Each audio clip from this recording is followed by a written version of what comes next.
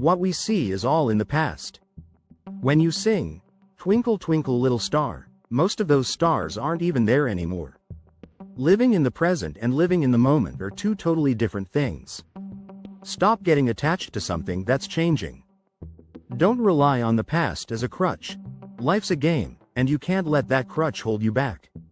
There's a question that came from Tushar Upadhyay based on the last assembly session. Do you think who you are now is who you'll be in the future? That's why you hope for a better future today. You know, if you realize that in the next moment you might not even be here, would you still not work for the future? You're in this house today, and you know you have to leave it next moment. So, would you order food to this address? Would you wish for the house to be painted when you know you're leaving soon? All your wishes are for the future, and everything you do is also for what's ahead. Some things you do so that you get good results later, and some wishes are about what you don't want to happen. It's like you've got some tasks that are just for that reason. You know that if you mess up, the results won't be good. So, we hope that we've done our part, but we just don't want to face the consequences. All our hopes are really about the future. You remember what you've done because you know you've taken action, but the results are still pending, right? You remember the good and the bad because you've already done it, but you still want to avoid the fallout. It's like you've committed a crime, but you're still trying to dodge the aftermath. That's why you keep in mind what you've done and what you haven't. Why do you remember that your desires are still unfulfilled? You think that only when you do something will those desires be fulfilled. We remember everything we've done, whether it's accomplished or not, because we believe that if we remember, we'll see results later. We don't just do things for the sake of doing them, we do them because we expect to gain something in the future. It's like when you buy a lottery ticket, you don't just buy it for fun, you keep it hoping to win something later. In the future, you'll get something out of this. You know how sometimes you go somewhere and get a coupon, and if you bring it back later, you'll get free stuff. So, you save those coupons, right? We keep going back and forth with these thoughts. What we've done, what we haven't done. We want to do the things we haven't done yet, and we want to enjoy the results of what we've already done. There's still some desire left. It feels like if we do something, then maybe our wishes will come true. We want to do what we haven't done, and for what we've already done, we either want to enjoy the outcome or deal with the consequences. If you want to avoid two things, you remember them for a reason. It could be that you still have to do something, or you've already done it but are yet to face the consequences. In both cases, we're talking about the future. You can only talk about the future when you're completely sure and have a deep belief that who you are today is who you'll be tomorrow to face it, right? That's the belief. Now, think about the question I asked a little while ago. If you need to leave that house in 5 minutes, would you order food to that address? You should at least order it for an hour later, right? If someone is ordering food, one thing is for sure. Whatever they believe, they'll be there an hour later. The sages have repeatedly explained that your belief is wrong. You exist outside of time. You won't be here an hour from now. You're only here right now. You are just this moment. In the next moment, you won't be the same. Don't stress about the next moment. Everything in nature changes. In the next moment, things will be different. Can you name anything in nature that stays the same for even a moment? But you're not ready to accept that you're just bubbles in nature. You think you're something more. There's no permanent, unchanging essence. You've mistakenly called it the soul.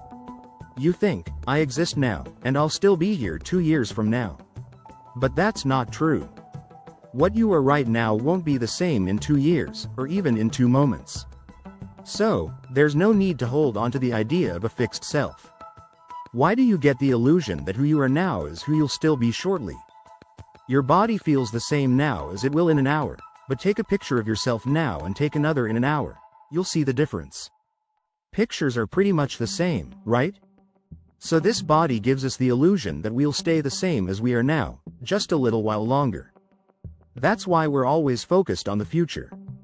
We think, I'm like this now, and I'll still be the same a year from now. But you won't be. There are 2 reasons for that. First, if you're a soul, then you have no real connection to the body, so talking about the body being the same now and a year later is pointless. But even if you're part of nature, nature is always changing. So, how you are now, A year from now, you won't be the same. If you're not going to be around, who are you ordering food for? Who are you wishing for? By the time your wish comes true, the one who did the actions will be long gone. So who will enjoy the results? Even from a scientific point of view, your cells are constantly changing. The eyes you're using to see now will change a bit in just an hour. Old cells die off, and new cells come in. Do you know that within just a few years, not a single one of your body's cells will remain the same? What do you think about that? Where are you sitting? 4 or 7 years later, you'll still be called Anupam Anmol, but the Anupam in that time won't have a single cell left from the one you have now. So tell me, how can you say you exist if you're struggling to see that the soul is separate from the body? If you consider yourself a body, keep in mind that the whole body changes completely every few years. I'm talking about a complete transformation. 100% of the cells will be different in just a few years. After all that, things will be different, right? So tell me, who are you crying for? Who are you dreaming about for the future? Whatever happens will be completely different. Why are you so worried? The thing is, we look at the body and think it's the same one that started out and will keep going. But there's something else going on, memory. It's like a half-baked, selective memory that tricks you with false continuity. You think you're the same person who's been on this journey and will keep going, but then death comes, right? Death is the end, and no one really makes it through. If anyone's here, it's just the ones living in the moment. They won't have anything waiting for them down the line. There will be others in the future, but they'll be different people. Everything you're doing is for the next generation, who will be someone else entirely. Let me give you an example. A 3-year-old orders a toy that's meant for a 10-year-old. They've got this big dream of what they want, but that toy won't come until later. It's like they're imagining this perfect toy, but it's still a long way off. You get all excited about getting a toy, but by the time it finally arrives, it'll take 10 years to make. So, when it finally shows up, the kid will be 13 years old. At that point, the toy won't mean anything because it was meant for a 3-year-old. This applies to all your wishes. The only wish that really matters is the one for the present moment. The only wish that counts is the one that turns into selfless action right now. Selfish desires are always about the future, while selfless actions are about the present. The text talks about the idea that the body is constantly changing, but there's an eternal soul within it. This belief is especially strong among Hindus. The core misunderstanding is that as long as you think there's a soul inside a changing body, you can't truly be religious. What is the soul? It's tied to the physical body, which contains a natural element known as ego, as described in Sankhya Yoga. Only someone who realizes they are free from this illusion can truly understand Krishna's teachings on selfless action. When I think about it, there's a number that represents nature, and one of those numbers is ego. Just like everything here is natural, this nose, this hair, memory, intelligence, there's also something in the inner self, and that's ego, which is also natural. Your inner self has 4 components: mind, intellect, consciousness, and ego is just as natural. Just like the body exists, ego exists within the body. There are fingers in the body, and similarly, ego is born with the body. There's a question from Tushar Upadhyay about this. What you said during the last legislative session was that when it comes to time, there's neither a ghost nor anything like the future. It sounded like you were talking about living in the moment. Is that what you mean? You can't really live in the moment because time doesn't have 3 pieces, it only has 2. I've mentioned this so many times before.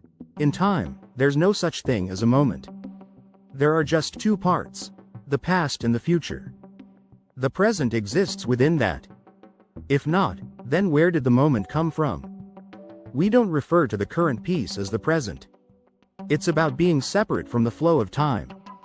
There are only 2 segments of time: the past and the future. Think of it like standing on a road.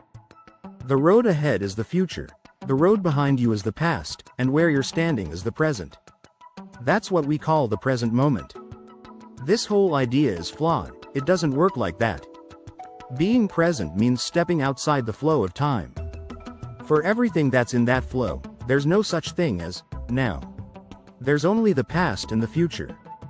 When you say, it just happened, it actually didn't just happen, it happened in the past. It just took a little time for that information to reach you, so it feels like it's in the present. So, when you're talking to me through the screen, your image is coming at the speed of light, but that still takes a bit of time, right? And your voice travels much slower. Voice moves at its own pace, which is pretty slow. Since then, all of us fighters have become supersonic. By the time your voice reaches me, that moment when you spoke has already passed. What you said in the past is only now reaching my ears. What happened? What you said back then is just now echoing in my mind. Because by the time I hear it, a bit of time has already gone by, right? In the same way, by the time I see you, you're already gone. Everything we see is the past, there's really no present. Since then, all of us fighters have become supersonic. By the time your voice reaches me, that moment when you spoke has already passed. What you said in the past is only now reaching my ears. What happened? What you said back then is just now echoing in my mind. Because by the time I hear it, a bit of time has already gone by, right? In the same way, by the time I see you, you're already gone. Everything we see is the past, there's really no present. What's happening right now with that "Twinkle Twinkle Little Star" song is that most of those stars you see aren't even there anymore. They're so far away that it takes a really long time for their light to reach us. By the time it gets to you, they might have already burned out or even turned into black holes. So when you're looking up and thinking, look at that star shining, it's actually just a glimpse of something that's long gone. So, a lot of them are twinkling, but none of them are actually in the movement. Many of them have been reduced to ashes. In fact, not even a black hole can save them. They've been reduced to absolute nothingness millions of years ago. And now you're saying you can see that star right now, but there's really nothing there. The star you're looking at went out a million years ago. The present is just an illusion, there's really nothing in the present. In time, there's only the past and the future. The present is a huge deception in the timeline. The present isn't just a moment, it's about stepping out of the flow of time. When you're stuck in time, that's not the present. But when you step out and stand on the banks of time, that's what we call the present.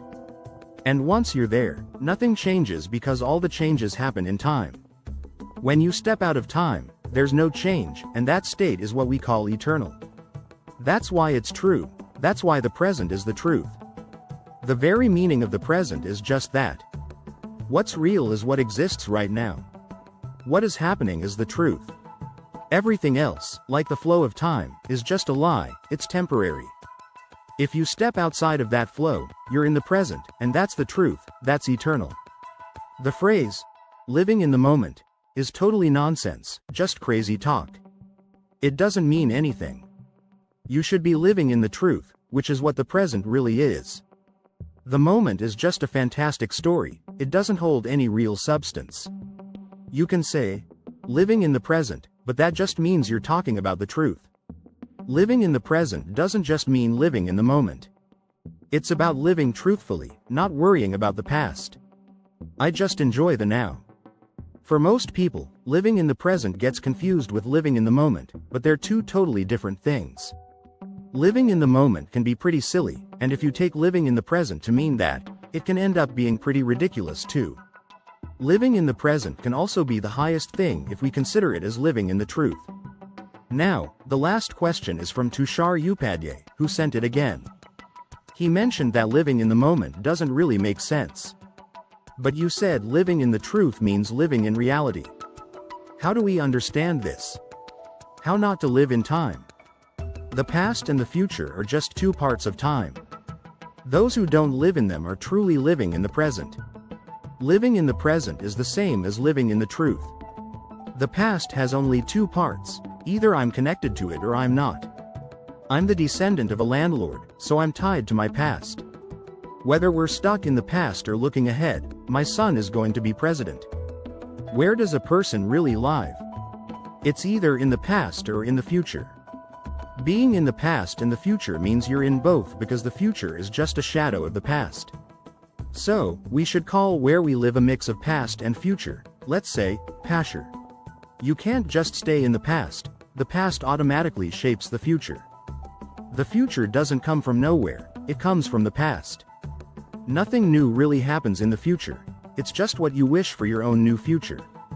You can't just wish or imagine the future, it can't be anything new. All those imagined futures are just shadows of the past. So, how are we living? We're caught up in the past and the fantasies. Right? Where are you living? In the fantasies. Stop living in those fantasies. Just get out of your past. That's what living in the present is all about, living in the truth. Stop getting attached to whatever is changing. Everything in time is changing, and you cling to it thinking it won't change, believing you can rely on it to get by. You can't just settle for that. That's not the point. The thing you're relying on isn't even reliable itself. Remember that friend of ours who was being swept away by the current? The thing you trust is only as trustworthy as you are. You think you've got a grip on it, but if someone asked, you'd just say, "Look, I'm holding on tight." But it's not going to save you. There was this guy getting carried away by the river, convinced he wouldn't go under because he thought he was holding on. So stop that behavior. That's what living in the truth is all about, recognizing what can change, what isn't permanent, what doesn't last. Stop trusting what's unchangeable, it's not reliable. Just treat it like a game. Don't think of the rope as a lifeline, it's just a rope. Life's a game, and we've lost. Don't make the rope your support. In the flow of time, there are only ropes. You don't wear ropes around your neck. If you do, it just gets a bunch of different names, like a garland. What's the rope really? And now we think we can rely on it to run our lives. Not just one, but 7 lives will be fine with a rope around the neck? People are walking around with ropes on their necks, clapping, thinking there's something special about it. What's the big deal with the rope? Don't become dependent on something that's just like you, something you've created, something that's reliant on your imagination, something that's a product of your own making, whether it's a string or those tall stories about your idols. Who created all that? Who made the string and the stories? Don't trust them. That's what living in the truth is all about.